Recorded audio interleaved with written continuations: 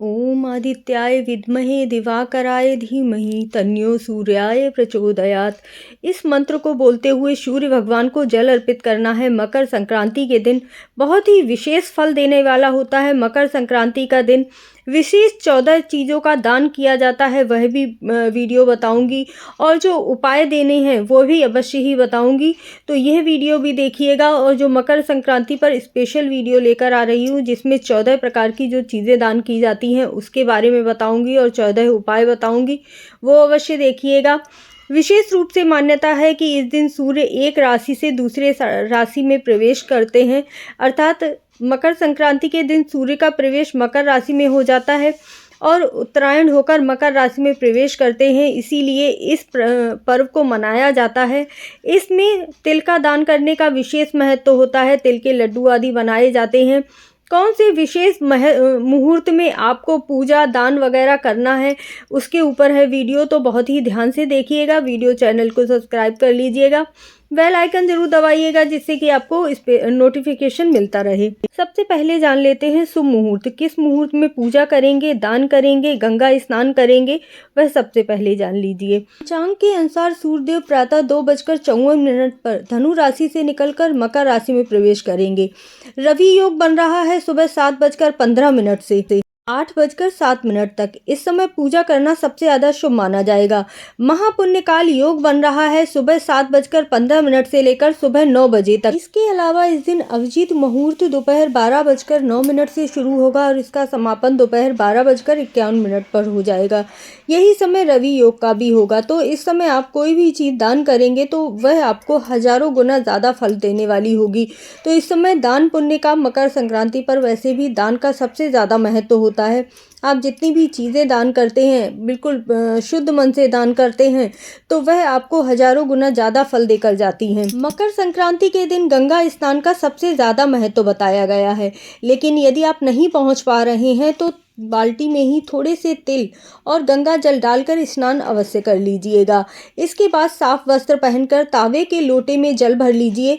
उसमें थोड़े से काले तिल, गुड़ और गंगा जल डालकर सूर्य के मंत्रों का जाप करते हुए, जो मैंने सूर्य का मंत्र बताया है वह जाप करते हुए, अथवा सूर्य के नामों का जाप करते हुए, ओम मित्राय नमः, ओम सूर्याय नमः, ओम भानवे नमः, इस तरह से 12 मंत्र हैं, उनका जाप करते हुए सूर्य भगवान को अर्घ अवश्य दीजिएगा। शनि भगवान की पूजा का उपासना का भी विशेष महत्व रहेगा, तो वो भी अवश्य कीजिएगा। और इस दिन खिचड़ी जरूर बनाई जाती है।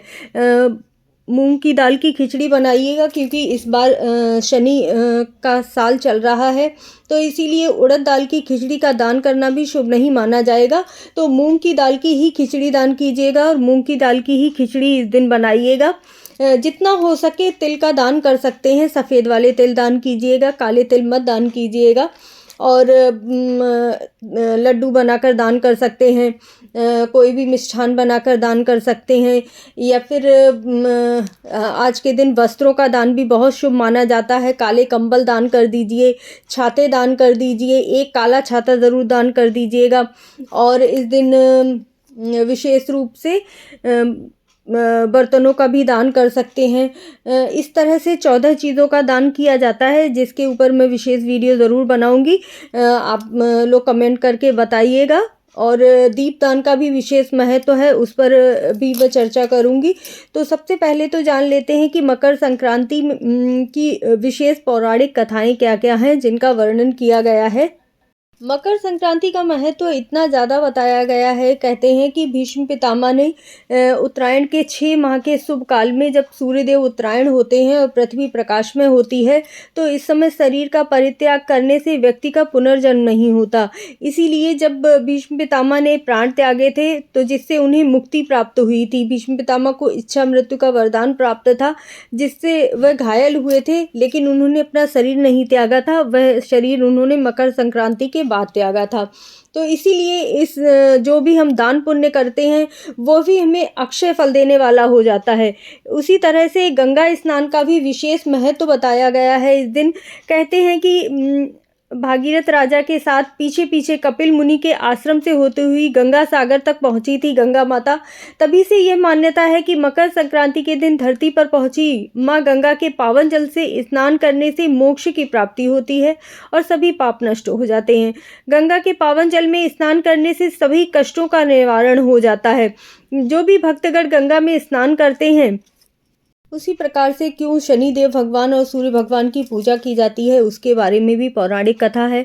अभी मैं उपाय नहीं बता रही हूँ क्योंकि वीडियो बहुत ज़्यादा बड़ी हो जाएगी। उसके लिए अलग से एक स्पेशल वीडियो बनाऊंगी, तो वो भी अवश्य देखिएगा। मकर संक्रांति का एक और पौराणिक कथा है कि इस दिन सूर्य देवता अपने पुत्र शनिदेव से मिलने के लिए जाते हैं। मकर संक्रांति का पर्व पिता और पुत्र के अनोखे मिलन को दर्शाता है। मकर संक्रांति का पर्व ब्रह्मा, विष्णु, महेश, गणेश, आदि शक्ति और सूर्य की आराधना उपासना का पर्व माना जाता है। इसमें आत्मा को शक्ति प्रदान होती है। इस दिन देवताओं के पूरे श्रद्धा भाव से आराधना करने से आपको विशेष फल प्राप्त होते हैं। सभी जगह अलग अलग कथाएं हैं, अलग अलग मान्यताएं हैं। विशेष रूप से आपको ये विशेष फल देकर जाएगा मकर संक्रांति का त्यौहार, यदि आप सच्चे मन से दान करते हैं। और कभी कभी बिना पूजा पाठ के भी हमें बहुत सारे फल प्राप्त हो जाते हैं। अगर हम सच्चे मन से किसी भी गरीब असहाय की मदद कर देते हैं, दान करते हैं, तो हमें हजारों गुना ज़्यादा पुण्य की प्राप्ति हो जाती है। और कुछ ऐसे विशेष मुहूर्त और समय होते हैं जिस समय वो दान कर दिया जाता है तो आपको उसका फल और ज़्यादा मिलता है।